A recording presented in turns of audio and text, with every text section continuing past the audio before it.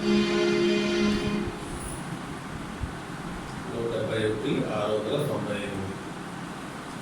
అస్మానుండగు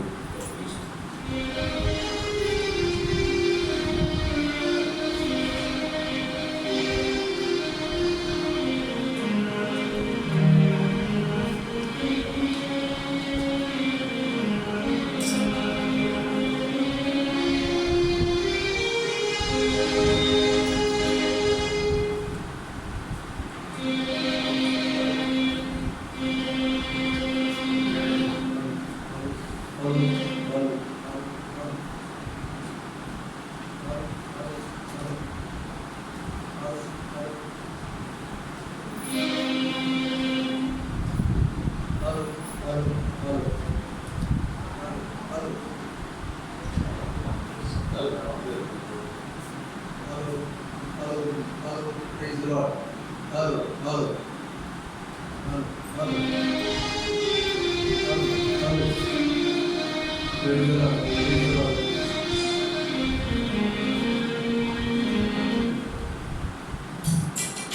Praise the Lord.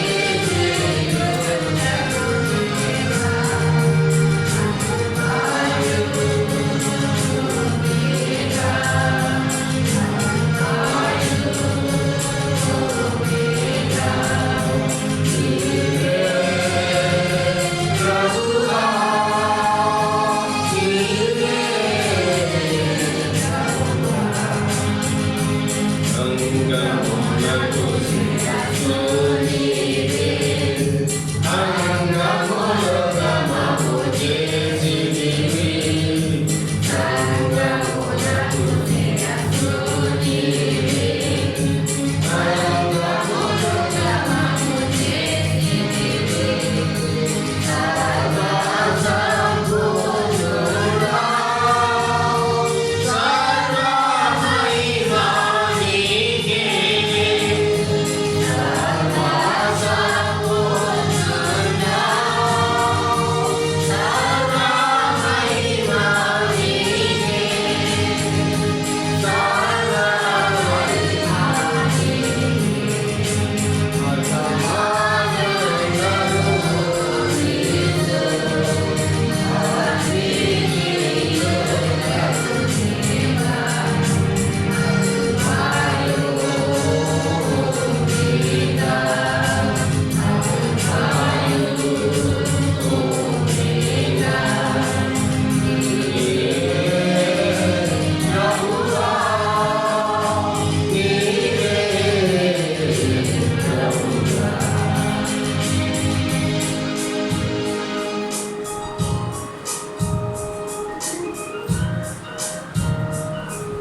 ఆడేవాళ్ళు మాతో కలిసి పాడండి. ముందు మీరు వెళ్ళిపోతారు, మమ్మల్ని అనుసరించారు, అప్పుడే సరైన పాట వస్తుంది.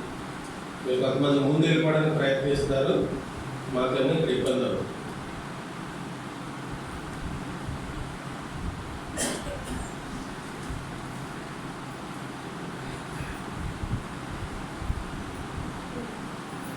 నేను స్తుతించేదాను, పాడతారు, నేను వేస్తాను, మీరు కూడా కలిపి పాడండి. మనకు తెలిసిన పాట 225.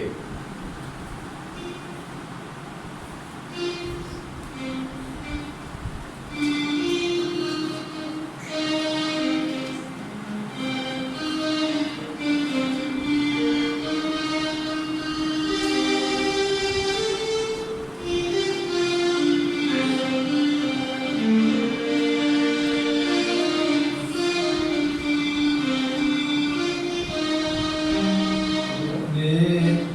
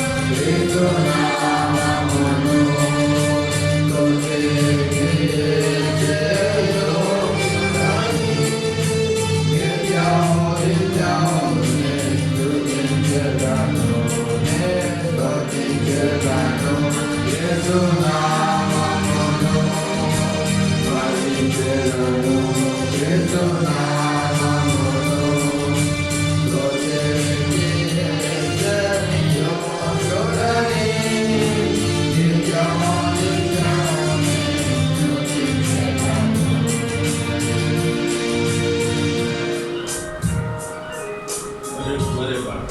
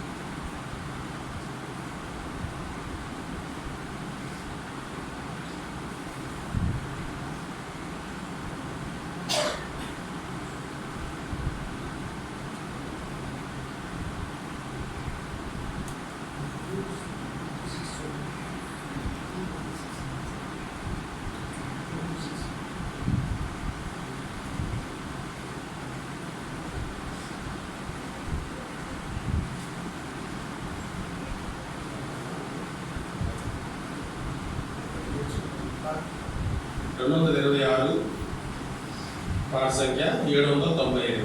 పాడని దేవ నీ కృపలను నూతన గీతములను. 226 795.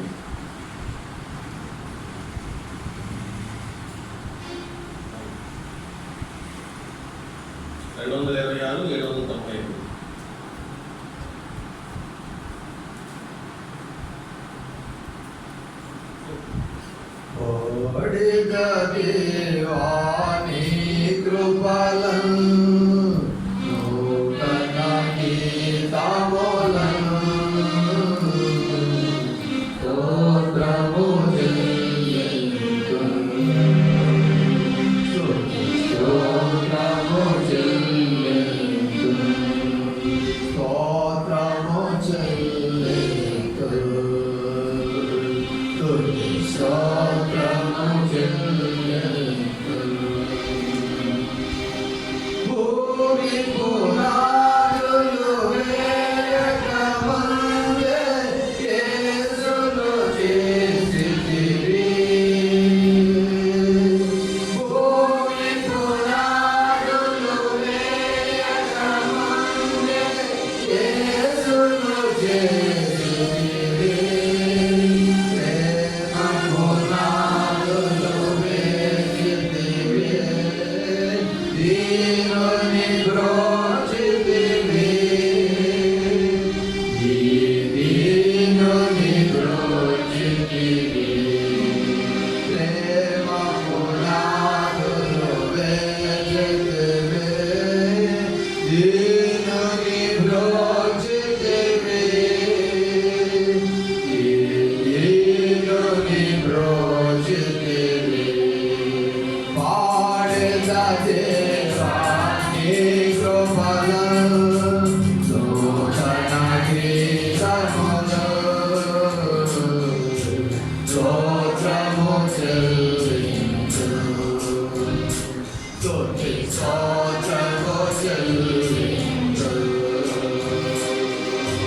స్తోత్రము చెల్లింతును. స్తోత్రము చెల్లింతును. రక్తము కలువరి శిలువలో కలునకు నీచితివి. కవిమల రక్తము కలువరి శిలువలో కలునకు నీచితివి. ప్రేమ కృపా మహదైశ్వర్యములతో పాపము తుడిచితివి. నా పాపము తుడిచితివి.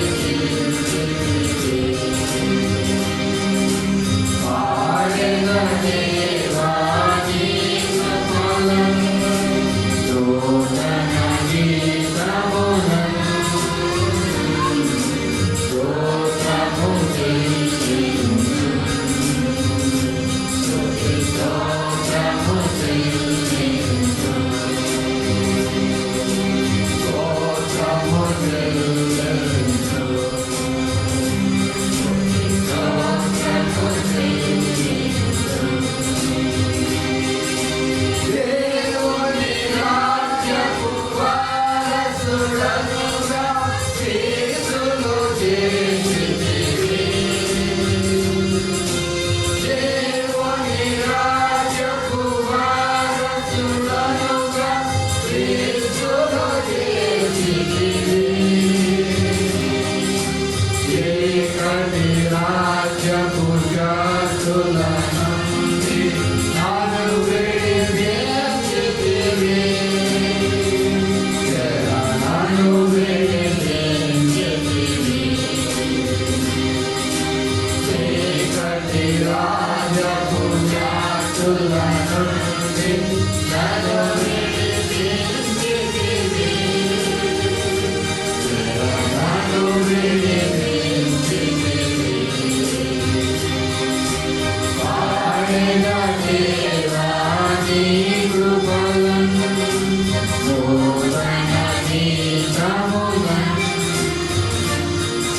స్తోత్రము చెల్లించు. స్తుతి స్తోత్రము చెల్లించు. స్తోత్రము చెల్లించు. స్తుతి స్తోత్రము చెల్లించు. పూజించితివి శుద్ధాత్మతో స్వాస్థ్యము చేసితివి. పూజించితివి శుద్ధాత్మతో స్వాస్థ్యము చేసితివి.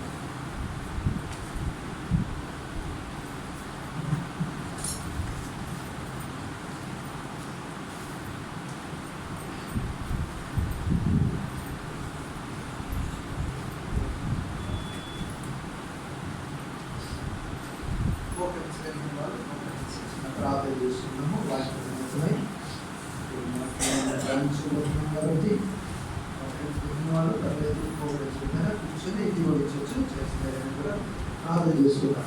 గరుడమైన తండ్రి, గొప్ప దేవ, సృష్టికర్తమైన తండ్రి, మా రక్షణకర్తమైన మా దేవ, అంత గొప్ప దేవుడు ఆకాశం మహాకాశంలో సైతం నన్ను పడతారు. ప్రభా, అలాంటి గొప్ప దేవుడు అయిన మా కొరకు, నా కొరకు ప్రభా, పాప పురుషు లోకంలో ప్రభా నాయన నశించిపోయినటువంటి నన్ను మమ్మల్ని మీరు ప్రేమించి వెతికి రక్షించడానికి గాను ఈ లోకానికి వచ్చి 2000 సంవత్సరాల పూర్వమే శిలువలో మా కొరకు ఎక్కినమై బలి గావించబడి అప్రశస్తమైన రక్తమును కాచి మా కొరకు దున్నబడి, పట్టబడి, పొడవబడి, ప్రభా అవమానపరచబడి, ప్రభా నాయన మరి తృణీకరించబడి విసర్జించబడినటువంటి నీవు ప్రభా నిజంగా మా కొరకు సమస్తమును వచ్చుకొని తండ్రి వీరేమి చేయించున్నారో వీరిని క్షమించమని చెప్పిన క్షమాపణించి ప్రభా క్షమాభిక్ష అనుగ్రహించి తండ్రి నన్ను మమ్మల్ని నేడు క్రీస్తు యేసులో రక్షించి సజీవులుగా వచ్చి ఈ నూతనమైన ప్రభు పునరుద్ధాన దినంలో, పండుగ దినంలో, ఈస్టర్ సండే దినంలో ప్రభు ప్రవేశించిన వారమై మా ప్రభుని మరి నూతన అనుభూతులు ఆరాధించుడు గాను ప్రభు ఇంతవరకు కూడా పాటల్లో తోడుగా ఉండి మీ దాసు ద్వారా మీరు నడిపిస్తూ వచ్చిన అంతటి కనుకై మీకు వందనాలు చెల్లిస్తున్నాము. నీ దాసులైన వారు, నీ కుమారులు, కుమార్తెలు, చిన్నబిడ్డలు, యవనులు, స్త్రీ పురుషులు అనేకులు నీ స్థితికి రాగలుగుతూ వచ్చారు. వారందరిని బట్టి స్తుతిస్తున్నాం. ఇంకా మరి చేరవలసిన వారు, రావాల్సిన వారు, ప్రభావం వస్తున్న వారు, ప్రయాణిస్తున్న వారు, ఏదైనా ఎటువంటి ఆటంకమైన కలిగి ఉంటే ఆటంకాలను తొలగించి నీ బిడ్డలను తీసుకొని వచ్చే మీ నామాన్ని మేము ప్రార్థిస్తున్నాము తండ్రి. మీరే మహిమ తెచ్చుకోవాల్సిందిగా ప్రార్థించుకుంటున్నాము ప్రభా. మరి ఈ సమయంలో నిలబడుతుండగా నీ దాసుని సిలుసాటు వరకు వచ్చుకొని కావలసిన లేఖన భాగాలను ఆరాధన కొరకు దయచేయమని మీ రక్తాన్ని నా మీద, మా మీద, మీ స్థలం మీద ప్రోక్షించుకుంటూ మరి ప్రాణాత్మ దేహములను సజీవంగా సమర్పించుకుంటూ మరొకసారి ప్రతిష్ఠించుకుంటూ మీ రక్త ప్రోక్షణ మరొకసారి తెచ్చుకుంటూ కడిగి పవనపరచమని గొంతును 4 పెదవులను తాకమని ప్రార్థించుకుంటూ మా ప్రభువు మాట్లాడేవారు మీరు కాదు పరిశుద్ధాత్మే అన్నారు కనుక పరిశుద్ధాత్మ దేవుడు స్వేచ్ఛగా ధారాళముగా మాతో స్పష్టంగా మాట్లాడినట్లుగా కూడా సహాయపడమని హృదయపూర్వకంగా మేము నిన్ను ఆరాధించినట్లు, అలాగే ఆత్మతోనూ మీరు కోరిన విధంగా సత్యంతో మేము నిన్ను ఆరాధించుకున్నట్లు మాకు సహాయం చేయమని స్తుతించి ప్రభా మా మధ్యలో ఉన్న బలహీనలను, వృద్ధాప్యములను బట్టి, ఆయా రకమైన బలహీనతలు, అనారోగ్యతలను బట్టి ఏదైనా బలహీనతలు ఉంటే మా మధ్యలో మీ శక్తి చేత పునరుద్ధానంలో మరి లేచినటువంటి పునరుద్ధాన శక్తితో తాకి ముట్టి ఓపికను, శక్తిని, బలమును, ఆనందం, ఆరోగ్యంతో నీ సన్నిధిలో వాక్యాన్ని ఆరాధించగలుగుతూ సహాయం చేయమని మా మధ్యలో ఉన్న బలను కూడా స్తుతిస్తూ తగ్గించుకొని మా ప్రభువైన యేసు నామములోనే స్తుతులు చెల్లించి ప్రార్థించుకుంటున్నాం తండ్రి. ఆమేన్.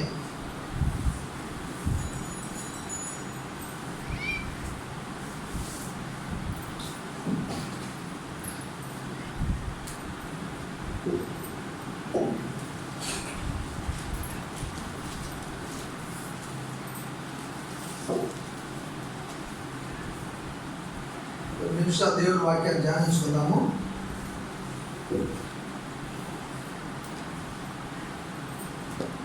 దేవుడు మనకి ఇలాంటి తరుణాలు ఎందుకు ఇస్తాయంటే ప్రతి ఆదివారం మనకు పండుగ జరిగిన వాస్తవంగా తిరిగి జన్మించిన మనకి ప్రతి ఆదివారము పండుగే.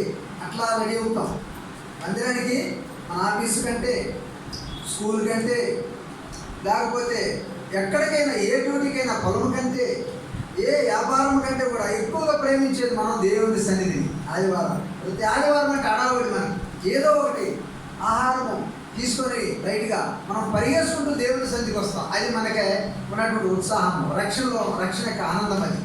అయితే ఇలాంటి ఈస్టర్ సండే అనేది ఈస్టర్ ద్వారానే తిరిగి యేసు ప్రభు యేసు ద్వారానే ఈ సండేకి ఒక ప్రత్యేకత వచ్చింది. క్రీస్తు ప్రభు మరణించడానికి పూర్వము విశ్రాంతి దినము ఆనవాయితీగా విశ్రాంతి దినం వాడుకలో ఉన్నది. యేసు ప్రభు సజీవులుగా మరి తిరిగి లేవకముందు మరి ఒకసారి ఊస చేయగలవాన్ని బాగు చేశాడంట. ఊస చేయగలవాడు అంటే ఒక చెయ్యి సన్నంగా ఉన్నది, అది పుట్టుక ద్వారానే, పోలియో ద్వారానే ఆ చెయ్యి సన్నంగా ఉంది, ఒక చెయ్యి బాగానే ఉంది దృఢంగా. ఈ చేయగలిగినటువంటి వాడిని యేసు ప్రభు దగ్గరికి వచ్చాడు. వచ్చినప్పుడు ఈ చేయగలిగినటువంటి వాడిని చూసి యేసు ప్రభు ఏం చేశాడంటే వాడిని చెయ్యి ముట్టి బాగు చేశాడు. బాగైపోయింది. ఈ శరీరంతో ఈ చెయ్యి కూడా అలాగనే వచ్చేసింది. ఇంతకుముందు డిఫరెంట్ ఉంది, ఇప్పుడు అంతా కూడా సేమ్ అదే రీతిగా ఈ చెయ్యి కూడా బాగైంది. అప్పుడు అక్కడ చూసినటువంటి వాళ్ళు చాలా మంది సంతోషించారు, కానీ మరికొంతమంది సరిగారు. ఏమని అంటే ప్రభువా మరి విశ్రాంతి దినమున స్వస్థపరచకూడదు కదా. విశ్రాంతి దినమును స్వస్థపరచకూడదు కదా. విశ్రాంతి దినం అంటే సాటర్డే, అంటే శనివారం. కాబట్టి ఆ దినమును ఆచరణలో ఉండేది. ఇప్పటికి యూదులు ఆచరిస్తున్నారంటే ఇస్రాయేలు ప్రవేశించినటువంటి ఒక సహోదరుడు నాకు చెప్పాడు, సంఘములో చెప్పాడు. నేను ఉన్నప్పుడు సేవలో సంఘములో ఉన్న సమయంలో ఆ సేవ ఆయన పిలిచినప్పుడు, ఇలాగ ఆహ్వానించినప్పుడు ఆయన నుంచి చెప్తా వచ్చాడు.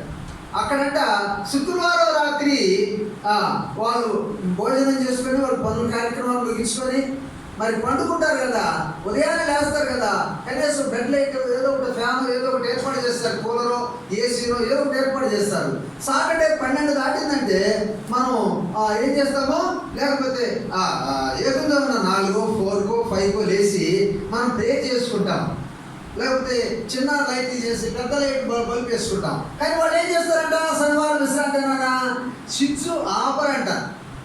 ఆ రాత్రి పడుకోబోయే ముందు ఫ్యాన్ వేసుకున్నది, ఆ కూలరు లేకపోతే ఏసీనో ఆన్ చేసేది స్విచ్, అది 0 బల్బు అంతే ఉంటాయంట.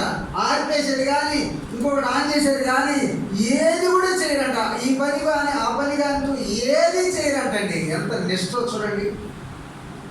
విశ్రాంతి దినానికి అంత ప్రాధాన్యత ఇచ్చేవాడు. అందుకని పాత నిబంధనలో దేవుడైన ప్రభు కూడా యెహోవా కూడా అంటాడు, నా విశ్రాంతి దినం వ్యాపారము చేయవద్దు అన్నాడు. కాబట్టి ఇక్కడ చూస్తే ఆ యూదులంట ఆ విశ్రాంతి దినం అంతా అయిపోయే వరకు, మళ్ళా ఆదివారం ఎంటర్ అయ్యే వరకు, ఆ శనివారం పండుకొని మళ్ళా వాళ్ళు అంతే కొనుక్కుంటాయంట, వాళ్ళు అంతే ఫ్యాన్లు తిరుగుతాయంట, ఆపరంట, ఏ పని చేయరంట. అంత నిష్ఠ కలిగి ఉంటారంట యూదులు. యేసు అక్కడే కదా జన్మించింది, యూదా బెత్లెహేములోనే కదా. కాబట్టి మనం చూసినట్లయితే అంత నిష్ఠగా పాటించేవాళ్ళు. అందుకనే యేసు ప్రభు దినాలు కూడా విశ్రాంతి దినము స్వస్థపరచకూడదు అని చెప్పేసి వాళ్ళు చెబుతా వచ్చారు. అప్పుడు యేసు ప్రభు ఒక మాట నాకు తెలుసా, ఏమన్నాడు చెప్పండి? విశ్రాంతి దినమునకు మనిషి కుమారుడు ఏమైనాడు చెప్పండి? ప్రభు అయినాడు. ప్రభు అంటే పైనున్నవాడు, ఏలేటువంటి వాడు, అధికారం కలిగినటువంటి వాడు, చూసేటువంటి వాడు, పరిపాలించేవాడు, శాసించేవాడు, సెలవిచ్చేవాడు, ఆజ్ఞాపించేవాడు, అంతటి గొప్ప అధికారం కలిగినటువంటి వాడు. విశ్రాంతినకు ప్రభు అసత్యం వాళ్ళకి తెలియదు. ఇంకొక సాట పాపములు కుమారుడని పాపములు క్షమించబడ్డాయంటే వాళ్ళు అంటారు కదా, పాపములు క్షమించడానికి ఈయనెవరు? ఈయనకి ఎవరు ఇచ్చారు ఈ అధికారం? దేవుడే కదా పాపాలు క్షమించేది, దేవునికే కదా అధికారం ఉంది. ఈయనకి ఎవరు ఇచ్చారు? ఈయన యేసు ప్రభుకి ఎవరు ఇచ్చారు అంటున్నారు. అప్పుడు అన్నాడు ఆయన, అప్పుడు కూడా చెప్తూనే వచ్చాడు. ఏమని చెప్తా వచ్చాడు చెప్పండి? అందుకని ఒక మాట ఉంది, లేఖనములను కానీ దేవుని శక్తిని కానీ ఎరుగగా మీరు పొరపడుచున్నారు. లేఖనాలు ఎరిగితే మీరు పొరపాటుగా మాట్లాడరు. లేఖనాలు ఎరిగితే దేవుని యొక్క శక్తిని మీరు తక్కువగా అంచనా వేయరు అన్నాడండి. అక్కడ కూడా చెప్పాడు, కుమారుని పాపములు క్షమించబడి చెప్పుడు సులభమా? నువ్వు చెబితే పాపాలు పోతాయా? మీరు చెబుతారా ఆ పాపాలు తీసివేయగలరా ఈయన పాపాలు? లేకపోతే నేను చెప్పానే ఏమన్నాడు చెప్పండి? కుమారుని పరిమెత్తుకొని లేచినాడు అని చెప్తాను, వాడు లేస్తాడు. మీరు చెప్పగలరా? మీరు చెబితే వాడు లేచి నడవగలుగుతాడా అన్నట్లుగా వాళ్ళకి చెప్పి అప్పుడు అన్నాడు కదా యేసు. ఇక్కడ కూడా ఏమన్నాడు? పాపములను క్షమించుటకు మనిషి కుమారునికి ఏముంది? అధికారం ఉంది. కనుక మన ప్రభు ఎవరంటే సర్వాధికారి అయిన దేవుడు. 5వ అధ్యాయం రోమాపత్రిక 9 అనుకుంటా చూడండి. రోమాపత్రిక, రోమీయులకు రాసిన పత్రిక 5వ అధ్యాయము, క్షమించాలి 5:9 చూడండి. 5వ అధ్యాయం అనుకుంటా.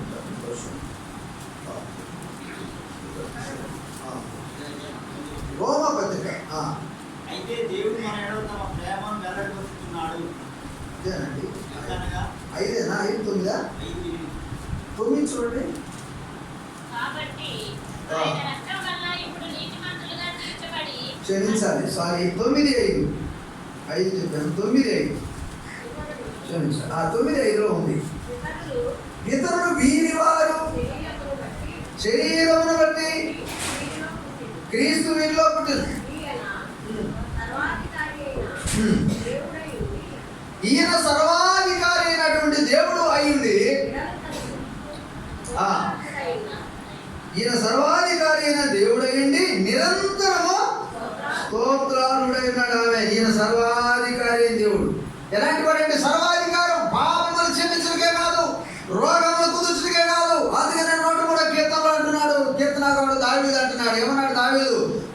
నా ప్రాణమా యెహోవాను సన్నదించుము, నా అంతరంగమున సమస్తమైన పరిశుద్ధ నామమును సన్నదించుము. నా ప్రాణమా యెహోవాను సన్నదించుము. ఆయన చేసిన ఉపకారములు దేన్ని మరొకము. ఆయన నీ దోషములన్నిటినీ క్షమించువాడు, నీ సంకటములన్నిటినీ కుదుర్చువాడు. ఎవరంటే ఆయన? సంకటములన్నిటినీ కుదుర్చువాడు, దోషములన్నిటినీ క్షమించువాడు, పాపములను క్షమించేవాడు. అలాగూ వారికి ప్రభువా చెబుతూ లేఖనాలు ఎరగలేని వాడు. ఈయన క్షమించే అధికారం తండ్రి దేవుడు ఈయనకి ఇచ్చాడు అనేవాళ్ళు ఎరగట్లేరు. చూసాడంటే అది ఒక స్త్రీ వచ్చి పాపాత్మురాలు వచ్చి శివరెడ్డి హనుమాన్ భోజనానికి వెళ్ళినప్పుడు పాపాత్మురాలు వచ్చి అలాగ మరి వచ్చి ఏం చేస్తుంది? ప్రభు యొక్క పాదాలను కన్నీళ్లతో కడిగి పలవడంతో చూసి అత్తరు ముట్టి పగలు కొట్టి అత్తరు రాస్తుంటే అక్కడ శిష్యుడు అంటాడు. ఏమంటాడు చెప్పండి? ఈమె చేసేది ఏమిటి? ఈ అత్తరు ఎదురు వ్యర్థం చేస్తుంది. చూడండి, అంతా కూడా కింద పాలు నేలపాలు చేసినట్టు అయిపోయింది. నేలపాలు అయిపోయింది అత్తరంతా కూడా. ఎంత విలువైంది, ఎందుకు చేస్తుంది ఆమె అంటే అప్పుడు ప్రభు అన్నాడు కదా, ఏమన్నాడు చెప్పండి? ప్రభు అన్నాడు కదా, ఏమన్నాడు చెప్పండి? పేదలకి ఇవ్వచ్చు కదా, ఆ డబ్బు లేదా పేదలకి ఇవ్వచ్చు కదా, వాళ్ళు భోజనం తింటారు కదా, ఒక పూట ఆహారం తిన్నట్టయింది కదా, వాళ్ళు ఎంతో దేవుడిని స్థుతిస్తారు కదా అంటే ప్రభు అన్నాడు పేదలు ఎల్లప్పుడూ మీతోనే ఉంటారు, కానీ నేను ఎల్లప్పుడూ మీతో ఉన్నాను. అక్కడ కూడా లేఖనాలు ఎరగట్లేదు వాడు. ఒక మాట చదువు, యోహాను సువార్త 4.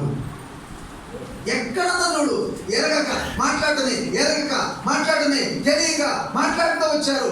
అక్కడ తెలియదని ప్రభువు చెప్తూనే వచ్చారు. ఒక స్త్రీని తీసుకొని రాళ్ళతో చంపబోతున్నాడు. నేను అక్కడికి రండి, నేను చెప్పాను అక్కడికి రండి. నేను అందులో ఇంకొకటి మాట చెప్తా. ఏం చెప్పాను? యోహాను సువార్త 4వ అధ్యాయంలోకి వచ్చి ఆగండి, నేను ఇంకొక సందర్భం చెప్పి ఇది అక్కడికి వస్తాను. మళ్ళా ఏం చెప్పి యేసు ప్రభు దగ్గరికి ఒక పాపాత్ముల రాళ్ళతో వ్యభిచారం చేస్తుంటే పట్టుకొని చూసి ఆమె తీసుకొని వచ్చి రాళ్ళతో కొట్టుతామని రాళ్ళు తీసుకొని ఆమె పట్టుకొని వచ్చారండి. వచ్చినాకే యేసు ప్రభుతో చెప్తున్నారు, ప్రభువా బోధకుడా, ఇదిగో ఈ స్త్రీ పాపం చేస్తుంది కనుక మేము చూసాము, పట్టుకొచ్చాము. ధర్మశాస్త్రంలో మోసే రాశాడు గ్రంథంలో, ధర్మశాస్త్రంలో ధర్మశాస్త్ర గ్రంథంలో ఏముంది చెప్పండి? పాపం చేస్తుంటే వ్యభిచారం చేస్తుంటే రాళ్ళతో కూడా చంపమన్నది. మరి బోధకుడా నువ్వేం చెబుతావు ఈ స్త్రీల గురించి? అక్కడ కూడా తెలియదు. అక్కడ కూడా ఏం చెప్పాడు? మీలో పాపం లేని వాడు ఎవడో మొదట మీద ఆ ధర్మశాస్త్రంలో ఇంకొక మాట ఉంది. ప్రభు చెప్పిన దానికి ఆన్సర్ ఏంటది? నిన్ను వలే మరి నువ్వు పాపం చేస్తే నిన్ను కూడా కొట్టాలి కదా. నువ్వు పాపం చేసావు కదా, నువ్వు కూడా నిన్ను కూడా తప్పాలి కదా. నీ మీద కూడా ధర్మశాస్త్రం తప్పు మోపుతుంది కదా, నేరం మోపుతుంది కదా. ఇక్కడున్న వాళ్ళందరి మీద మారి నేరం మోపుతుంది ధర్మశాస్త్రం. ఈ ఒక్కతే చేసిందా? ఈ ఒక్కతే చనిపోవాలా? మరి నీ మీద కూడా రాళ్ళు పడాలి కదా. అయిపోయింది. ఎక్కడికక్కడ ఇది సమాధానాలు చెబుతూనే వచ్చాడు. రాళ్ళని ఏం చేశారు? వేశారు ఆ మీద కింద పడేశారు. కొట్టగా అక్కడ పడేయటం అక్కడ కింద వంగి ఆయన రాస్తున్నాడు. నీ పాపం ఫలాని పేరు నువ్వు చేయలేదా అని పేరు అమ్మో అని వెళ్ళిపోయాడు కమలో. ప్రియ దేవుని బిడ్డలారా, ఈ విధంగా ఆయన సర్వాధికారి అయినటువంటి దేవుడుగా ఉంటూ వచ్చాడు. రక్షించడానికి వచ్చాడు, అందరినీ రక్షిస్తూ వచ్చాడు, ఆ విధంగా విడిపిస్తూ వచ్చాడు, స్వస్థపరుస్తూ వచ్చాడు. కాబట్టి మనం చూడగలుగుతున్నాం సర్వాధికారి అయిన దేవుడేంటి నిరంతరం. చూడండి యోహాను సువార్త 4వ అధ్యాయంలో 4వ అధ్యాయం ఒక మాట. తెలియక లేఖనములు కానీ దేవుని శక్తిని కానీ ఎరుగక పొరపడుచున్నారన్నాడే. అట్లాగే ఇక్కడ కూడా మరి యోహాను సువార్త సమరీ స్త్రీతో చెప్తా ఉన్నాడు. సమరీ స్త్రీ కూడా అదే చెబుతా ఉంది, అదే భాష మాట్లాడుతూ ఉంది. ఎరగకనే తెలియకనే చేస్తూ ఉందంట. చూడండి దయచేసి 4వ అధ్యాయంలో ఒక వచనాన్ని మనం చదువుకుందాం. మొత్తం చదవమండి, సబ్జెక్ట్ చాలా ఉంటుంది ఇది సందర్భం కాబట్టి. ఇక్కడ ప్రభువారు అన్న మాట ఒకటి మనం చదువుకుందాం. ఏముంది అక్కడ చూడండి. మీరు మీకు తెలియని దానిని చూడండి. ఆ మాట ఎక్కడ ఉందో 22 4:22 చదువుదాం. 4 యోహాను సువార్త 22 చదువుదాం. మరి మీరు మీకు తెలియని దాన్ని ఆరాధించువారు కనుక ఆరాధించువారు మేము మాకు తెలిసిన దాన్ని ఆరాధించువారము. రక్షణ యుగంలో నుండే కలుగుతుంది. తెలిసినది లేదు, తెలియదు. మీకు తెలియని దాన్ని ఆరాధిస్తున్నారు, మేము మాకు తెలిసిన దాన్ని ఆరాధిస్తున్నాం. ఆరాధన ఒకటే, ఓకే, ఆరాధన ఓకే. ఆరాధనలో తెలిసి ఆరాధించాలి, తెలియక ఆరాధిస్తున్నారు అంటే ఆత్మతో సత్యముతో ఆరాధించాలని కింద చెప్తుంటాడు. ఏమిటి యథార్థం అంటే ఆరాధన చేస్తున్నారు నిజమే, రాయికి, రప్పకు, గుట్టకు, చెట్టుకు, పుట్టకు, పాముకు, చతుస్పాద జంతువుల రూపంలో వాటికి ఆరాధన చేస్తున్నారు. ఆరాధన ఓకే, ఎవరికి చేస్తున్నారు? నిజానికి దేవుడు గారి వారికి చేస్తున్నారు. కానీ మరి అయితే అది నిజమైనటువంటి ఆరాధన కాదు, సత్యముతో కూడిన ఆరాధన కాదని చెప్పాడు. అక్కడ కూడా ఆ కళ్ళు తెరిపించాడు. అప్పుడు అంటున్నామా, తర్వాత తదుపరి మనం చూస్తే నేను చేసినవన్నీ ఏం చేసిందామా? ఇదే చేసింది. సూర్యుడికి దండం పెట్ట, చంద్రుడికి దండం పెట్ట, ఆకాశమును దండం పెట్ట, భూమికి దండం పెట్ట, నిప్పుకు దండం పెట్టింది, నీరుకు దండం పెట్టింది, గాలికి దండం పెట్టింది. అమ్మ రక్షించు, అమ్మ అగ్ని రక్షించు, అందరినీ కాపాడు, అందరికి దండం పెడుతుంది. భూమి బాగుపడు, ఆకాశం అమ్మ వర్షం పడవాలి. గురువు పెట్టాలి మనం. ఆకాశం పడదాని దేవుడు, సృష్టించిన దేవుడు, భూమి ఆకాశం సృష్టించిన దేవుడికి ఆరాధించడం నేను చేసిందంతా కూడా ఆ సృష్టికర్తగా బదులు సృష్టిని పూజిస్తుంది. అర్థమైందా? అది తెలియక ఆరాధన. ఒకప్పుడు నేను కూడా అదే ఉన్నాను. నేను కూడా తెలియకనే, లేఖనాలు తెలియక, సత్యం తెలియక, నిజం తెలియక ఏదో ఆరాధన అనుకుని ఏ బొమ్మలు పూజ చేసేవాడిని. మా నాయన దండం పెడితే నేను దానికి దండం పెట్టేవాడిని. మా నాయన అయ్యి తీసుకొచ్చి ఆకులు తీసుకొచ్చి అటుగా పెట్టేది పూజ చేస్తే నేను చేసేవాడిని. ఏదో పండుగ వస్తే కొబ్బరికాయ కొట్టేవాడిని. అంతే అంతే చేస్తున్నాను. తర్వాత పరిశుద్ధాత్ముడు నన్ను కూడా ఒప్పించి మీలాగనే నన్ను కూడా క్షమించి దర్శించి, నువ్వు పాపి, హృదయంలో పాపం ఉంది, పాపంతో జన్మించాలి, పాపం హృదయంలో ఉన్నది ఎక్కడికి వెళ్ళబడాలి, క్షమాపణ పొందాలి, నూతన వచ్చబడితే నువ్వు నూతన వ్యక్తిగా జీవించగలవు అని చెప్పినప్పుడు అప్పుడు నా జీవితం దేవుని స్తోత్రం. ప్రియ దేవుని బిడ్డలారా, కాబట్టి మరి ఉదయకాల సమయంలో మనం ప్రభుని ఆరాధిస్తూ ఉంటున్నాము, ప్రభుని మనం స్తుతిస్తూ ఉంటున్నాము. ఈ సందర్భంలో మనం ప్రభుని ఆరాధించడానికి ఇప్పుడు మనం ఆరాధనలోకి వస్తున్నాం, అంశంలోకి వస్తున్నాం. ఇదంతా ఏంటంటే దీన్ని ఏమంటారంటే తెలుగులో ఉపోద్ఘాతము అంటారు. ఏమంటారు చెప్పండి? ఇంగ్లీష్లో మరి మర్చిపోయాను నేను. ఉపోద్ఘాతం ఏమంటుందండి?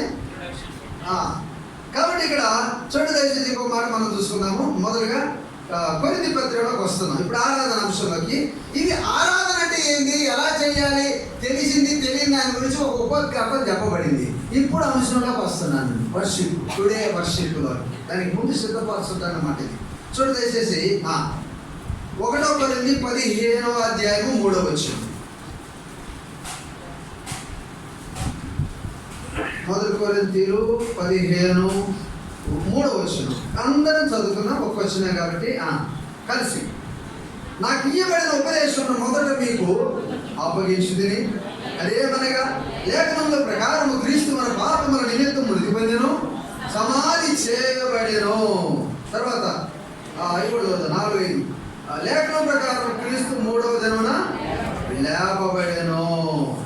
అటు తర్వాత చూడండి 5వ వచనం కూడా ఆయన కేపాకును తర్వాత 12 కనబడెను. అటు పిమ్మట 500 ఎక్కువ సోదరులు ఒక్క సమయం అంది కనబడెను. వీరులు అనేకులు ఇప్పటి వరకు నిరీక్షిస్తున్నారు, కొందరు నిద్రించిరి.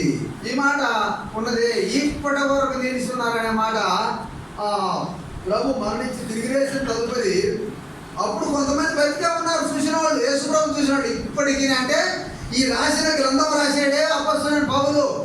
ఇంకొక మాట అన్నాడు, ఇంకొక మాట, అద్భుతమైన మాట చెప్పండి. తన ఓన్ టెస్టిమెంట్ అంటే సొంత సాక్ష్యం కూడా సజీవమైంది, వాస్తవికమైంది అని ఇక్కడ చెప్తా ఉన్నాడు. అది కూడా చదివినామా దయచేసి చూడండి. నాకు అకాల మందు పుట్టినట్టున్న మాట అంటాడు చూడండి. 7వ వచనం 15:7. తరువాత ఆయన యాకోబుకును ఆడి తర్వాత అపోస్తలులకు అందరికీ కనబడెను. తర్వాత చూడండి 8లో ఉందండి. 8 అందరికీ కడపట అకాల మందు పుట్టినట్టున్న నాకును కనబడెను.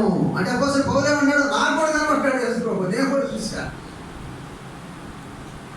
యేసుప్రభు నిజంగా మనం చూడలేదు కానీ పౌలు అంటాడు నేను అకాల మందు పుట్టినట్టున్న నాకును కనబడెను అంటాడు. అంటే ఎంత ధనుడు అపోస్తలుడైన పౌలు. అపోస్తలుడైన పౌలు కడపట వాడను అన్నాడు. అంత తగ్గింపు అన్ని పరిస్థితుల్లో కూడా తీసుకొని వచ్చాడు. దేవుడు ఒక వ్యక్తిని హెచ్చించాలనుకోండి, హైయెస్ట్లో పెట్టాలనుకోండి, ఆ వ్యక్తిని ఖాళీ చేస్తాడు దేవుడు. ఆ వ్యక్తికి ఏమి లేకుండా చేస్తాడు. ఆ వ్యక్తిని నలగొడతాడు.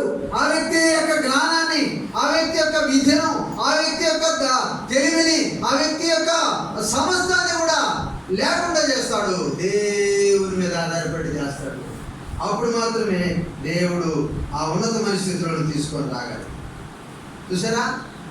మనం గమనించినట్లయితే పేతురు ఒక పత్రిక రాశాడు, యాకోబు ఒక పత్రిక రాశాడు, లూకా ఒక పత్రిక రాశాడు, యోహాను సువార్త రాశాడు, మరి పత్రిక రాశాడు. మరి యోహాను చూస్తే మరి పత్రికలు రాయబడ్డాయి యోహాను. అలాగనే ఒక్కొక్కరు ఒక్కొక్క పత్రికలు రాశారు. కానీ అపోస్తలులు రాసినటువంటి పత్రికలు ఎన్ని పత్రికలు మనం చూడగలిగితే చాలా అసాధారణమైనటువంటి పత్రికలు రాశాడు.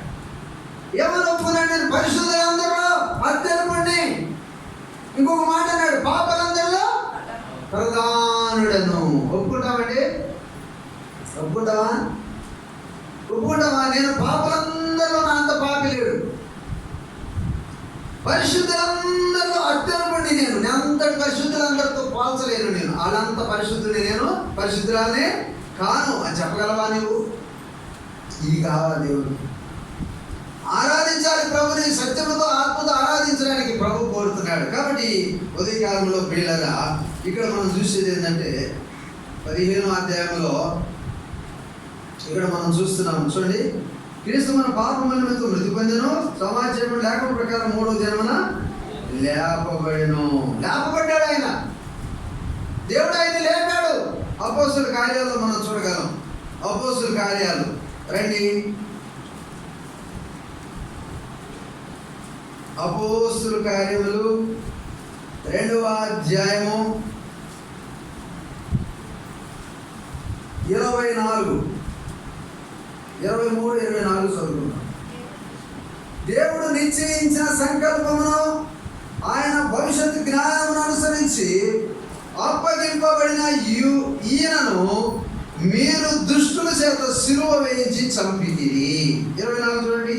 మరణము ఆయన బంధించున్నట్టు అసాధ్యము కనుక దేవుడు మరణ వేదనలు తొలగించి ఆయనను లేపెను. మరణ వేదనలు తొలగించాడు దేవుడు, లేపాడు. అవును, వేదనలు వస్తాయి, తొలగించేవాడు దేవుడే. తన కుమారుని తొలగించాడు. ఎంత వేదన అంటే మరణ వేదన. అంటే ఎంత వేదన! మరణ వేదన సమానమైన వేదన కాదు. మరణ వేదనను తొలగించి దేవుడు ఆయన లేపాడు. ఎంతటి వేదన అయినా సరే తొలగిపోతాడు. మన దేవుడు శక్తిమంతుడు, మన దేవుడు సజీవుడు. ఎలాంటి సంకటమైనా, ఎలాంటి బాధ అయినా, ఎలాంటి అస్వస్థత అయినా, ఎలాంటి సిక్ అయినా, ఎలాంటి అసాధారణ పరిస్థితి అయినా కూడా తీసివేయగలడు ఆయన. ఒక్క మాటతో ఆజ్ఞాపించి తొలగించగలడు. అంత పెద్ద గొప్ప తుఫాను కూడా ఆయన ఆపేసి సజీవుడు మన దేవుడు, పునరుద్ధారుడు. అందుకని మరి అపోస్తలుడైన పౌలు అంటూ అన్నాడు, ఏమన్నాడు? ఓ మరణమా, నీ విజయం ఎక్కడ? ఓ మరణమా, నీ ముళ్ళు ఎక్కడ అని చెప్పేసి చెప్తా ఉన్నాడు. మరణానికి ఉన్న పాలన ధర్మశాస్త్రం దాన్ని తొలగించాడు, నెరవేర్చాడు. కాబట్టి ప్రియమైన దేవుని బిడ్డలారా, మరణము మరి ధర్మశాస్త్రం చెబుతుంది పంటికి పన్ను, కంటికి కన్ను. ఆ రీతిగా మరి మనం గమనిస్తున్నాం అనమాట. అది ధర్మశాస్త్రం ఏదైతే చేయలేదో దేవుడు దాన్ని చేశాడు. తన కుమారుని ద్వారా ఆ కార్యాన్ని సఫలం చేశాడు. యెషయా గ్రంథంలో మనం చూడగలం. చూడండి, యెషయా గ్రంథం 53వ అధ్యాయంలో ధర్మశాస్త్రం చేయలేదని దేవుడు చేశాడు. యెషయా గ్రంథం 53:5 చాప్టర్ 53. యెషయా గ్రంథం 53వ అధ్యాయంలో చూడండి, ఇక్కడ ఒక మాట రాయబడింది. 10వ వచనం. 10 అతను నలగొట్టుటకు యెహోవాకు ఇష్టమాయెను, ఆయన అతనికి వ్యాధి కలుగజేసెను. అతడు తాను అపరాధ పరిహారం వలి చేయగా అతని సంతానం చూసును, అతడు దీర్ఘాయుష్మంతుడగును. యెహోవా ఉద్దేశం అతని వలన సఫలమగును. యెహోవా ఉద్దేశం అతని వలన సఫలమగును. యేసుక్రీస్తు ప్రభువులో సఫలం చేశాడండి. ఏమిటది సఫలం? ఏమిటి? యేసుక్రీస్తు ప్రభువులో ఏమి సఫలం చేశాడు మనం గమనించినట్లయితే అక్కడ మనం చూడగలుగుతాం. కొలస్సీలకు రాసిన పత్రికలో ఏమిటి సఫలం చేసింది చూడ చేసేసి కొలస్సీలకు రాసిన పత్రిక ఏమిటి దేవుని యొక్క చూడండి ఉద్దేశం ఏందో చూద్దాం. ఇక్కడ కొలస్సీ మొదటి అధ్యాయము 19-20 వచనాలు. ఆయనందు సర్వసంపూర్ణత నివసింపవలనని ఆయన శిలువ రక్తం చేత సంధి చేసి ఆయన ద్వారా సమస్తమును అవి భూలోకమందున్నవైనను పరలోకమందున్నవైనను వాటన్నిటిని ఆయన ద్వారా తనతో సమాధానపరచుకోవాలని తండ్రి అభిష్టమాయను. ఉద్దేశం ఇదండి. పరలోకములు ఉన్నవి కానీ భూలోకములు ఉన్నవి కానీ అవన్నీ కూడా తండ్రి అయిన ఆ దేవుడు తన కుమారుని ద్వారా మరి సమాధానపరచుకోవాలనేది ఆయన అభిష్టమైనది. అందుకని అంటాడు ఆయన మన సమాధాన కారకుడు. ఎఫెసు పత్రికలో చూడగలరు. ఎఫెసు పత్రికలో ఏం రాయబడిందండి? ఆయన మన చెప్పండి సమాధాన కారకుడు. కాబట్టి ప్రియ దేవుని బిడ్డలారా, ఆయన మన సమాధాన కారకుడు అని మనం చూడగలుగుతున్నాం. 2వ అధ్యాయంలో రాయబడింది. యేసు ప్రభు ఎవరండి చెప్పండి?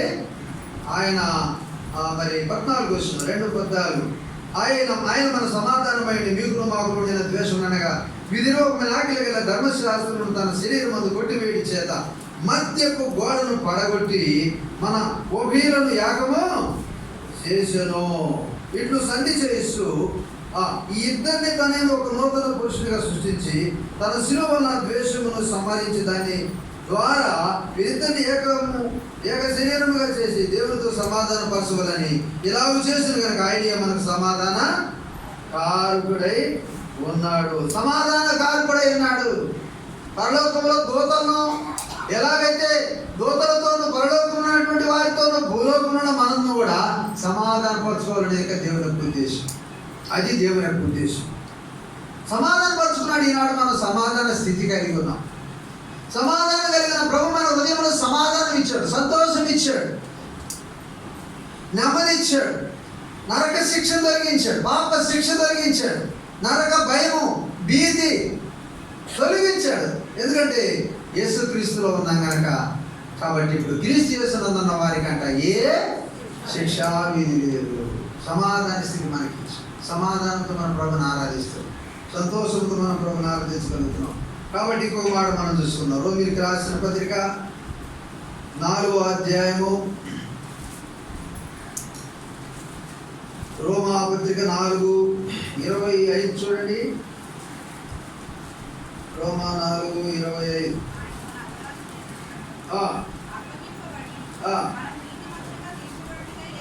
ఆయన మన అపరాధం నిమిత్తము అప్పగింపబడి మనము నీతిమంతులుగా తీర్చబడుకై లేపబడిను. యేసు ప్రభు ఎందుకు లేపబడ్డాడు? దేవుడు ఎందుకు ఆయన లేపినాడు మృతుల నుండి, సమాధుల నుండి అంటే మన అపరాధములు మన అపరాధం నిమిత్తము అప్పగింపబడి లేపబడ్డాడు. మనం నీతిమంతులుగా తీర్చబడ్డాం. ఇప్పుడు మనం ఎవరుగా తీర్చబడ్డాము? నీతిమంతులుగా చేయబడ్డాం, నీతిమంతులుగా తీర్చబడ్డాం, రక్షించబడ్డ వారు ఉన్నాం, నిరీక్షణ కలిగిన ప్రజలంగా ఉన్నాం. ఇప్పుడు సమయకొస్తులంగా ఉన్నాం, దేవుని సన్నిధికి వస్తున్నాం నిర్భయముగా. ఎందుకంటే మనం ప్రభువును హృదయంలో ప్రతిష్ఠించుకున్నాం. ప్రభువుగా క్రీస్తుగా హృదయంలో ఉన్నాడు కనుక ఆయన కంటే ప్రాముఖ్యత ఇంకొకటి లేదు మన జీవితం. ఎందుకంటే ఆయన నిత్యరాజ్యం ఉచితంగా ఇచ్చాడు. ఆయన రాజ్యాన్ని మనం వారసులం, హక్కుదారులం కనుక ఇది ఉండేది ఆయన రాజ్యం, ఇది శాశ్వత కాలం ఉండేది ఆయన రాజ్యం. ఆయనతో మనం శాశ్వతంగా ఉండబోతున్నాం. నశించగా నిత్య జీవాన్ని పొందడగా నిత్య జీవం ఇచ్చాడు కనుక నిత్యరాజ్యంలో ఉండడానికి, నిత్య జీవాన్ని పొందాం కనుక శాశ్వతమైన ప్రజలంగా మనం ఉన్నాం. శాశ్వత కాలం శాశ్వతమైన దేవుడిని ఆరాధిస్తూ ఉండడానికి దూతలతో కూడా యుగాలు మనం ఉండబోతున్నాం కనుక అది మన నిరీక్షణ. ఇది గొప్ప శుభప్రదమైన నిరీక్షణ. ప్రభు తిరిగి లేచుడు ద్వారా మన కొరకై అప్పగించబడినట్టుగా మనం చూడగలుగుతున్నాం. ఆయన తిరిగి లేపబడినట్టుగా కూడా నీతిమంతులుగా తీర్చబడిగా మనము ఆయన లేపబడినట్టుగా మనం చూడగలుగుతాం. అందుకనే అపోస్తలుడైన పౌలు ఎఫెసీ 2:1 కూడా అంటూ ఉన్నాడు. ఏమన్నాడు? అపోస్తలుడైన పౌలు ఎఫెసీ 2:1 కూడా అంటున్నాడు, మీ అపరాధముల చేతను పాపముల చేతను మీరు చచ్చిన వారై ఉండగా ఆయన మిమ్మల్ని క్రీస్తుతో కూడా బ్రతికించు. ఏం చేశాడు ఆయన? క్రీస్తుతో కూడా ఆయన మిమ్మల్ని బ్రతికించను. అపరాధములు పాపముల చేతను మీరు చచ్చిన వారై ఉండగా. మనం ఎవరు చచ్చిన వారం ఒకప్పుడు. ఇప్పుడు ఎవరు చెప్పండి? సజీవులే కదా నిన్ను స్తుతించుదురు. సజీవులంగా చేశాడు. ఇప్పుడు సజీవులకు క్రీస్తు చేసినందు సజీవులై ఉన్నారు. రోమిలకు రాసిన పత్రికలోనే ఇక్కడ ఒక మాట, ఈ మాట రాయబడుతూ మనం చూడగలుగుతున్నాం. చూడండి, క్రీస్తునందు మనం ఏమైందన్నమాట చెప్పండి. క్రీస్తునందు మనం సజీవులము. క్రీస్తునందు మనం ఎవరు అని చెప్పండి? పాప విషయమై మనం అప్పగించబడి పాపము నుండి విమోచించబడి మనం క్రీస్తునందు మనం ఏమైందన్నమాట సజీవులమై ఉన్నాము అనే మాట ఇక్కడ అపోస్తలుడైన పౌలు వేరే సందర్భంలో రాస్తూ వచ్చినట్టు మనం చూడగలుగుతున్నాం. క్రీస్తునందు మనం ఎవరమాట? సజీవులం. అందుకని అన్నాడు, సజీవులే కదా నిన్ను స్తుతించుదురు.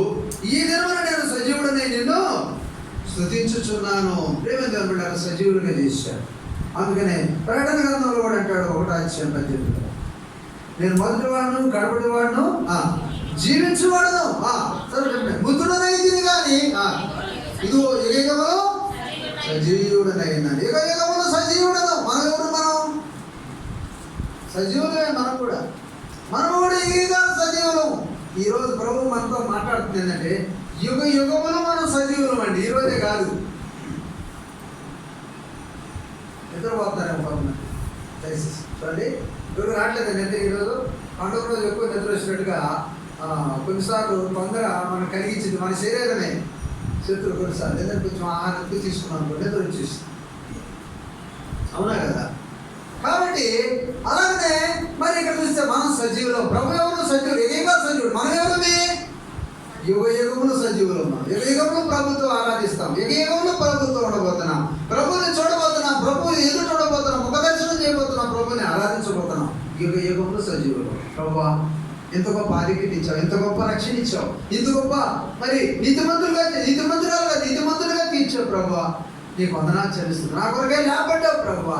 నా పాపముల కొరకై, నా అపరాధముల కొరకై నువ్వు అప్పగించబడ్డావు, మరణించినావు, తిరిగి సమాధి నుండి నన్ను నీతిమంతులుగా తీర్చిన కొరకై నా కొరకు నువ్వు తిరిగి లేపబడ్డావు, లేచినావు ప్రభువా. నీకు వందనాలని క్లుప్తంగా ఈ అనుభూతితో ప్రభుని మనం ఆరాధించడం గాక. దేవుడు ఈ భాగంలో దీవించడం గాక. ఆమేన్.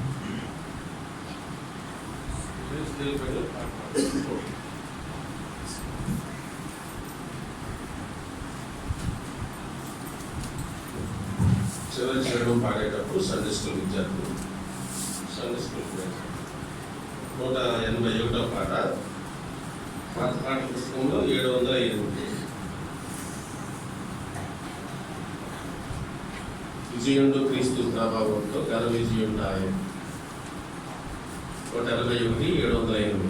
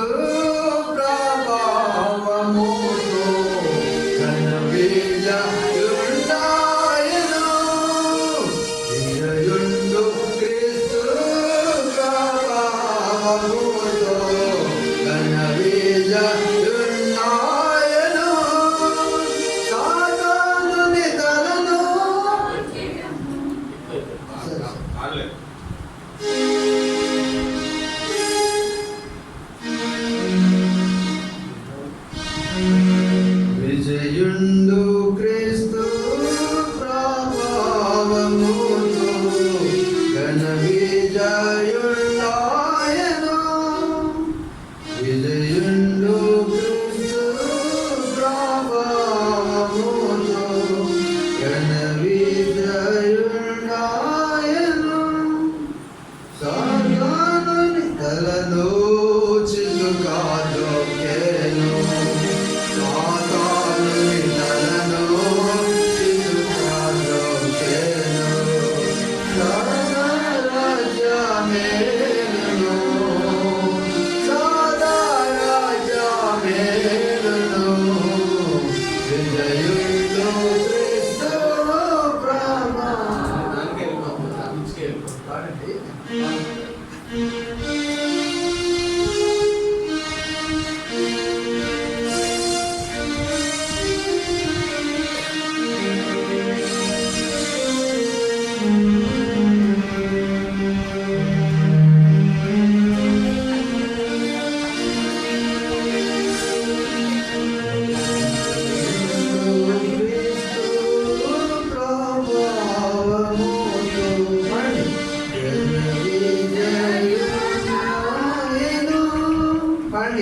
విజయుండు క్రీస్తు ప్రభావముతో ఘన విజయుడాయను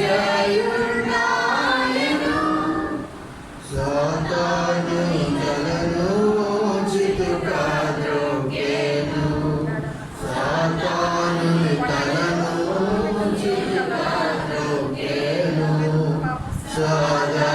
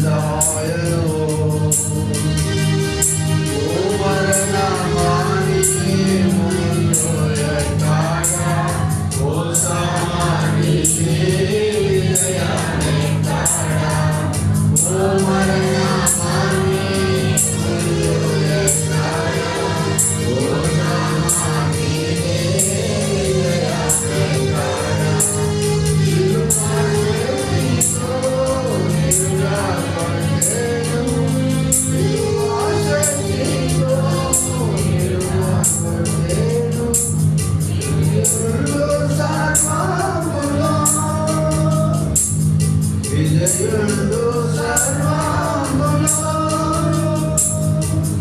విజయుడు క్రీస్తు ప్రభావముతో ఘన విజయుడాయను విజయుడు క్రీస్తు ప్రభావముతో ఘన విజయుడాయను ఉదాగోత్రంకు సింహమాయాని గ్రంథంలో నిత్యాయోగ్యునాని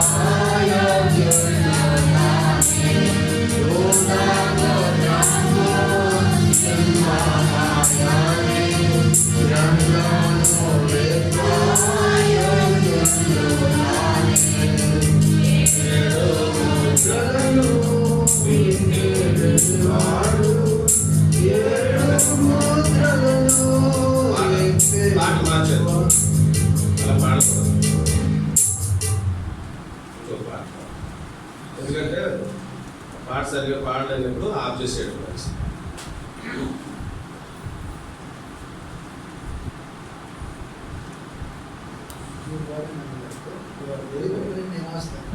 నాకు రాలేదే మిమ్మల్ని ఇంకో పాట చక్కగా ఒకసారి చేసుకుంటాము. తర్వాత జయశీలుడా వాగు ఓ మా ప్రభువా జయ గీతములు పాడాడు. విజయోత్సాహంతో ఊరేగించుచున్న దేవునికి స్తోత్రం. 186 711 మొదటి 3 చరణాలు చివరి చరణం మాత్రమే పాడుతున్నాం.